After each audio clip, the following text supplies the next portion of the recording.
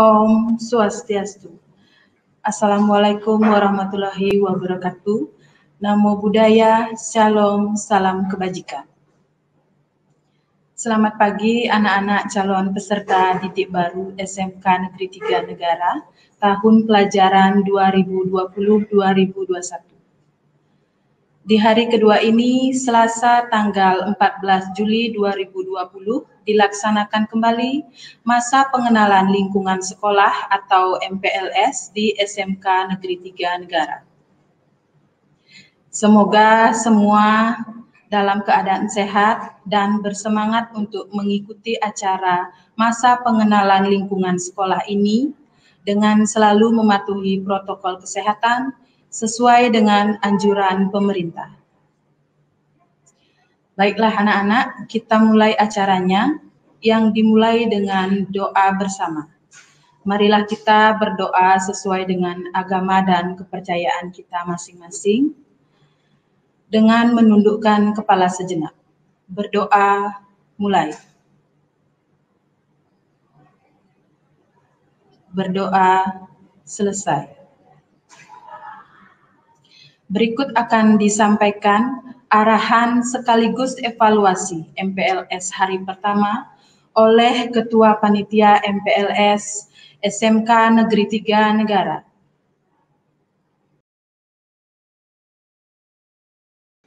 Selamat pagi anak-anakku semuanya, khususnya anak-anak kelas 10 yang pada saat ini melaksanakan kegiatan MPLS. Saya dari Wakaksiswaan, nama Agus Wirawan, yang nantinya akan mengurus terkait dengan siswa. Ada beberapa hal yang nanti bisa saya sampaikan kepada anak-anak semuanya. Yang pertama adalah semoga kalian semuanya dalam keadaan sehat selalu. Karena pada saat ini kita mengalami musibah yang cukup besar. Ya, semoga kalian bisa menjaga diri dengan baik di rumah. Ya, walaupun kita melaksanakan MPLS melalui daring. Yang pertama terkait dengan absen. Ya, sebelum melaksanakan kegiatan, terutama anak-anak yang kelas 10 mohon untuk mengabsen diri dengan cara membuka link yang sudah tersedia dengan mengisi nama lengkap, kemudian gugus,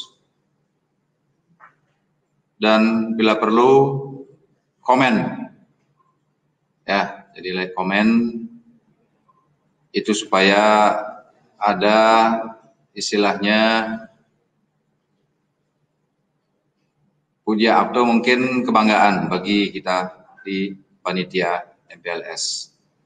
Jadi setelah kalian melaksanakan atau mungkin mendengarkan di acara live dari Bapak Kapolsek, untuk waktu pengabsenan nanti akan diberikan setelah atau mulai dari jam 10 sampai jam 1 siang.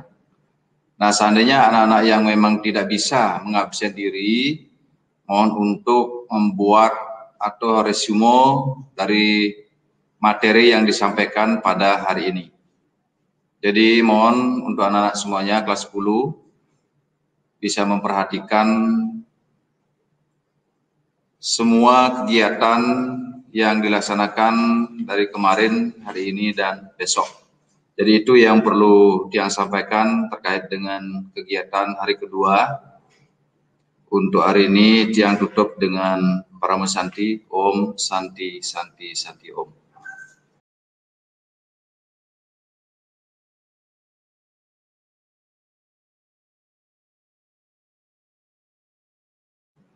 Baik, terima kasih. Itulah tadi penyampaian dari Bapak Ketua MPLS SMK Negeri 3 Negara. Sekarang akan dilanjutkan dengan acara berikutnya, yaitu penyampaian materi tentang tata tertib berlalu lintas dari Polsek Mendoyo yang diwakili oleh Bapak Kompol Imade Karse SH. Untuk itu, silakan anak-anak mendengarkan dan menyimak pengarahan dari Bapak Kompol Imade Karse SH dengan sebaik-baiknya.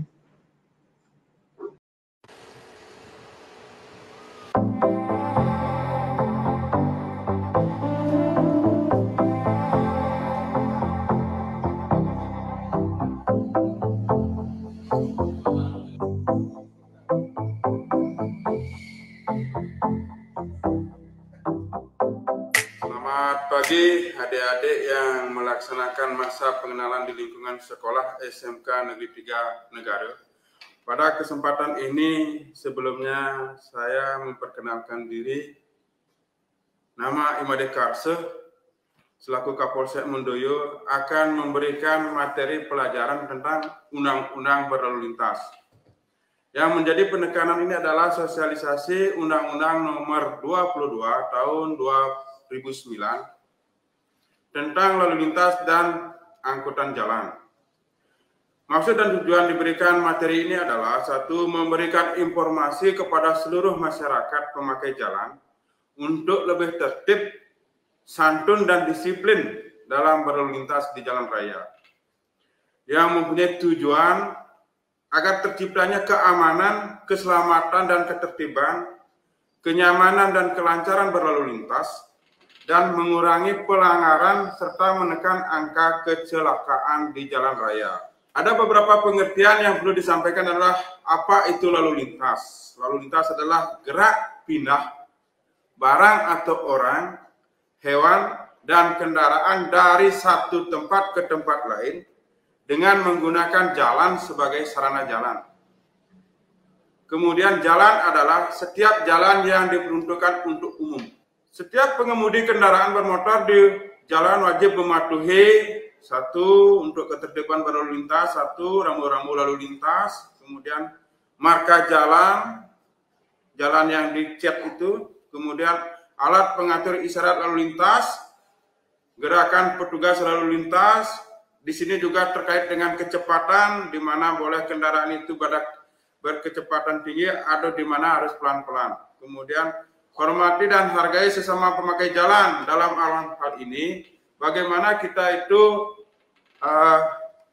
bisa berlalu lintas, itu memberikan orang yang di depan kita nyaman, jangan terlalu dipepet, kemudian begitu yang ada di samping atau di belakang kita, jangan sampai kita di jalur yang cepat, kemudian kita pelan-pelan akan mempengaruhi pengendara-pengendara di belakangnya.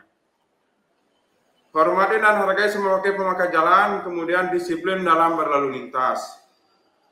Tidak berkelompok atau bergerombol dalam berlalu lintas, tetap mematuhi aturan lalu lintas itu menjaga jarak untuk keselamatan apabila terjadi emergensi atau mendadak agar tidak terjadi kecelakaan. Untuk menghindari hal tersebut, tolong di setiap melaksanakan berlalu lintas di jalan raya itu mengatur jarak untuk keselamatan kita. Kemudian di sini perlu juga dijelaskan bahwa namanya di jalan itu ada marka jalan. Tujuannya adalah suatu benda yang ada di permukaan jalan atau di atas jalan yang mempunyai fungsi letak mengarahkan arus lalu lintas yang membatasi daerah kepentingan lalu lintas. Kemudian seperti ada dua jalur, berarti ada jalur kiri, jalur kanan, maka di tengah-tengah itu ada marka jalan. Ada yang terputus-putus, tanda larangan lewat dan tepi jalan, terputus-putus. Kemudian membujur terputus berfungsi mengarahkan lalu lintas, peringatan dan membatas jalur. Maksudnya begini, apabila adik-adik nanti di jalan raya, begitu ada garis di tengah jalan itu terputus-putus, itu adalah daerah boleh kita mendahului, tetapi tetap juga memperhatikan keselamatan arah kendaraan dari depan. Kalau jalannya itu tidak terputus-putus, berarti sama sekali tidak boleh mendahului. Daerah itu itulah biasanya rawan kecelakaan. Jangan sekali-sekali mendahului kendaraan di depan pada saat marka jalan itu tidak terputus-putus. Seperti yang saya sampaikan itu, garis putus fungsinya untuk boleh mendahului kendaraan lain asalkan pandangan dari depan tidak terhalang. Biasanya terdapat di jalan yang lurus.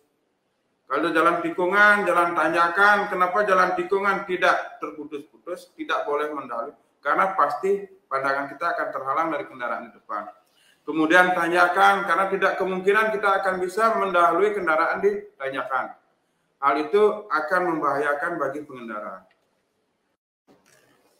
Rambu-rambu ini yang biasanya adik-adik lihat itu rambu-rambu lintas itu dipasang di pinggir jalan. Kemudian salah satu dari perlengkapan jalan yang berupa ada berupa lambang, ada berupa huruf, ada berupa angka, atau perpaduan lainnya, sebagaimana peringatan larangan perintah dan petunjuk dan bagi pemakai jalan.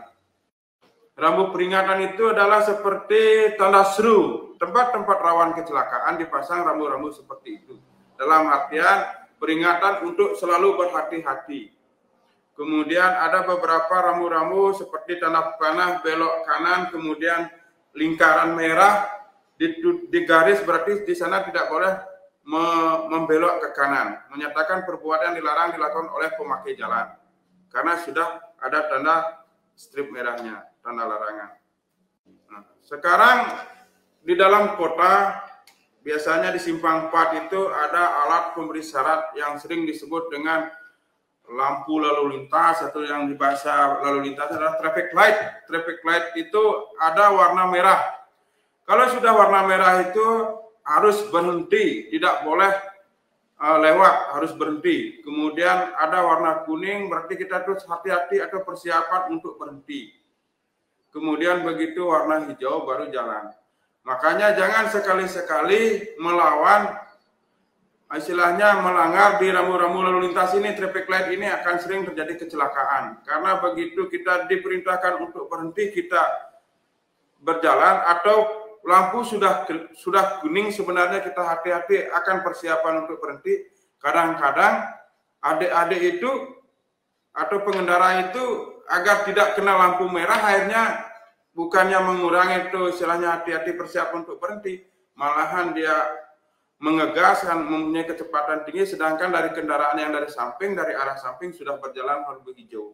Maka seringlah terjadi di perempatan itu kecelakaan di persimpangan 4 itu. Kemudian setelah ada di samping adanya traffic light itu biasanya ada zebra cross. Zebra cross ini adalah garis putih yang melintang dari bujur kiri ke samping kanan jalan. Itu adalah tempat di mana kita menyeberang. Zebra cross artinya menyeberang. Berfungsi untuk tempat penyeberangan bagi pejalan kaki. Makanya begitu ada celah zebra cross itu harus hati-hati, siapa tahu ada yang menyeberang dari kiri maupun ke kanan. Dalam Undang-Undang Nomor 22 Tahun 2009, ini yang lebih ditekan adalah giat sosialisasi safety riding bagi pemakai arus lalu lintas di jalan. Waktunya safety riding itu menyalakan bagaimana kita aman di jalan raya. Ada beberapa faktor yang harus dilakukan adalah: 1, wajib menyalakan lampu utama pada siang hari. Kemudian yang kedua, menggunakan helm yang berstandar SNI dan harus diklik biar talinya tidak lepas untuk mencegah apabila ada musibah adik-adik kecelakaan. Nah, akhirnya helm itu masih kuat di kepala sehingga begitu kita jatuh, handanya terbentur di aspal, kepala kita akan terlindungi. Yang ketiga, gunakan 2 spion. Spion dalam artian dipasang kanan kiri memudahkan kita pandangan ke depan, cukup melirik kita mengetahui ada kendaraan tidaknya di belakang. Itu tujuan daripada menggunakan 2 spion. Kemudian kadang-kadang anak-anak itu menggunakan spion karena di aksesoris dibuat di bawah, itu fungsinya kalau melihat spion di bawah nanti dia tidak akan melihat kendaraan di depan atau siapa tahu ada kendaraan berhenti di depan sehingga terjadi kecelakaan. Makanya gunakan 2 spion pada kendaraan Anda. Kemudian gunakan jalur atau lajur kiri dalam berlalu lintas.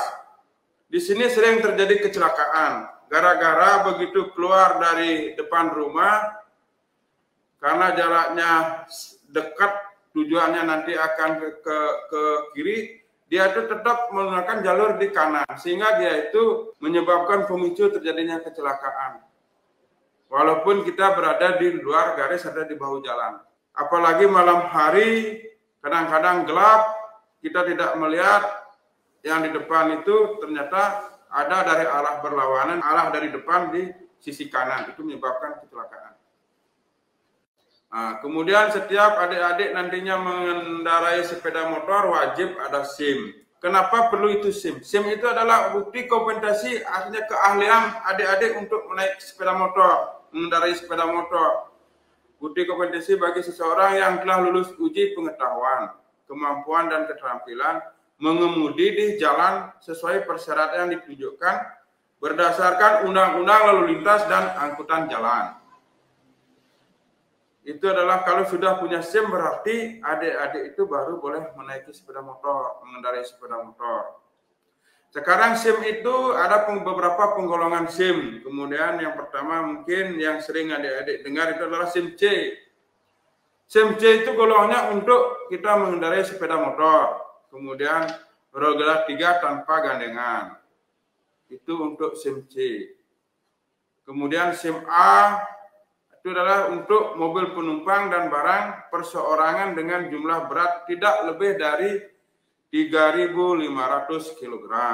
Berarti beratnya itu masih sebatas kewajaran, masih dalam artian tidak terlalu berat.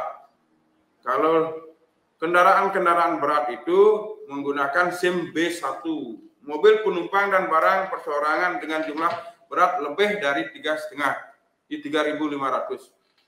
kg. Kemudian untuk SIM B2, setelah kita berawal punya SIM A, kemudian ada tahapannya bisa meningkat ke SIM B1, kemudian ke SIM B2. SIM B2 ini adalah mengemudikan alat berat, kendaraan penarik, menarik kereta tempelan atau gandengan termasuk kendaraan bus dan truk tronton. Truk tronton itu truk yang panjang, yang banyak rodanya itu maksudnya. Ada truk sedang, ada truk tronton. Truk tronton ini adalah untuk spesialis untuk SIM B2. Kemudian di selain ada SIM C, SIM A, SIM B, di sini sudah ada SIM D. SIM D itu untuk penyandang cacat.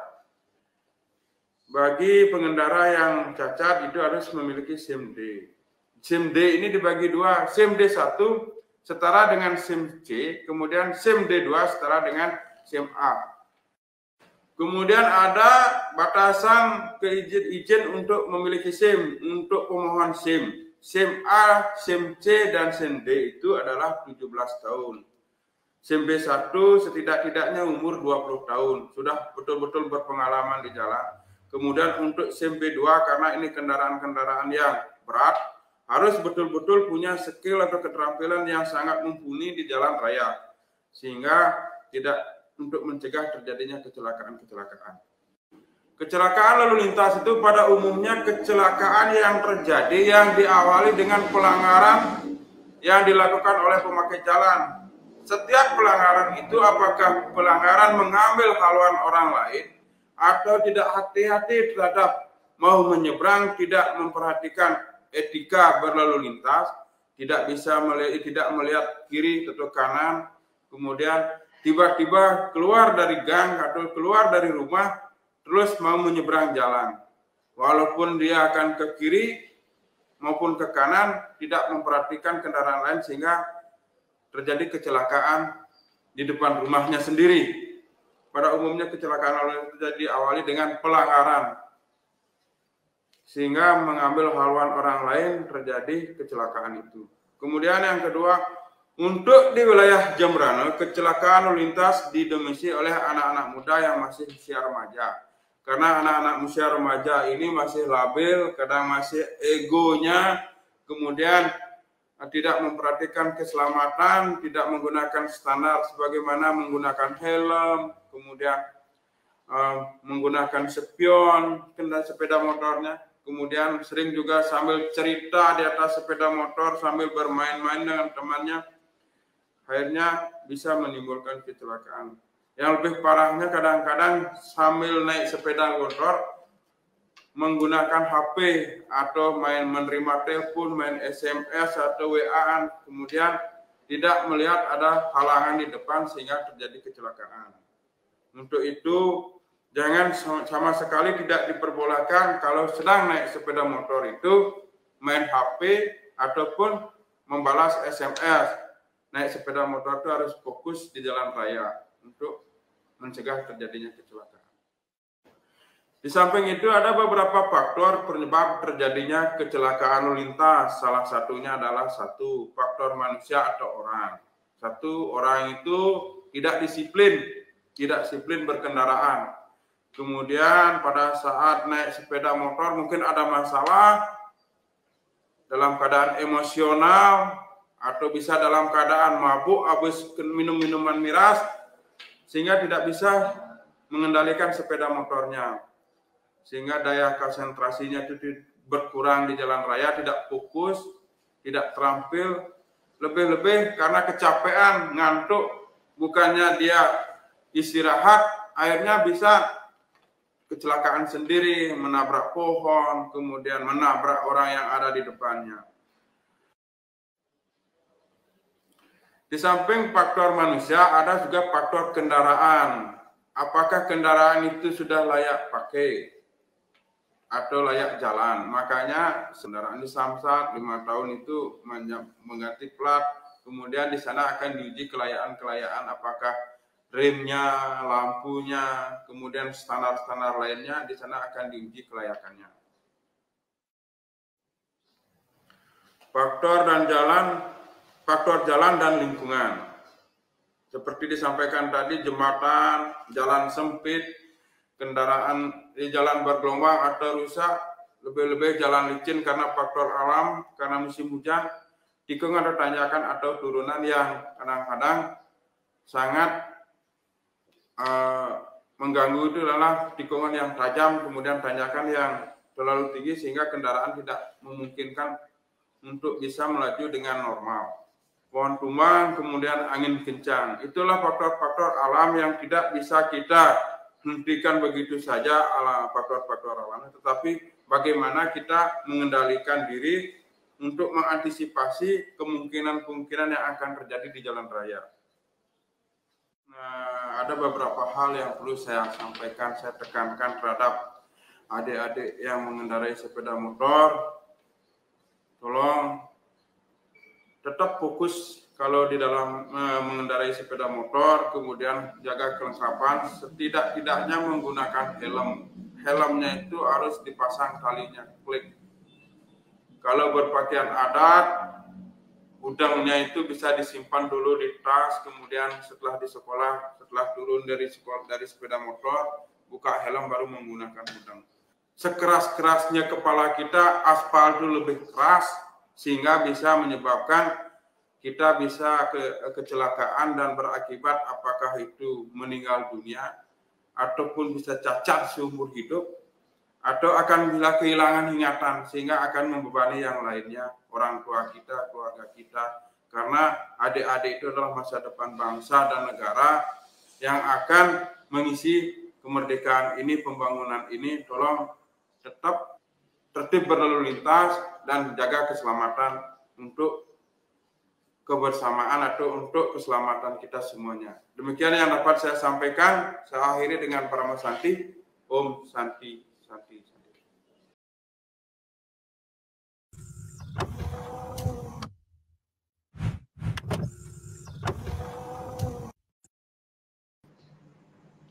Telah kita saksikan bersama tentang bagaimana tata tertib berlalu lintas yang baik. Kiranya anak-anak dapat mematuhi peraturan berlalu lintas untuk mengurangi angka kecelakaan demi keselamatan kita bersama dalam berlalu lintas di jalan raya. Demikianlah tadi rangkaian pengenalan lingkungan sekolah atau MPLS hari ini. Sebelum mengakhiri, marilah kita berdoa dengan kepercayaan dan agama masing-masing. Berdoa mulai. Berdoa selesai. Kegiatan ini Ibu tutup dengan ucapan terima kasih, selamat pagi, Sekigan, jaya, jaya, jaya, SMK 3 pasti bisa. Om Santi, Santi, Santi, Om. Wassalamualaikum warahmatullahi wabarakatuh. Namo Buddhaya, Shalom, salam kebajikan.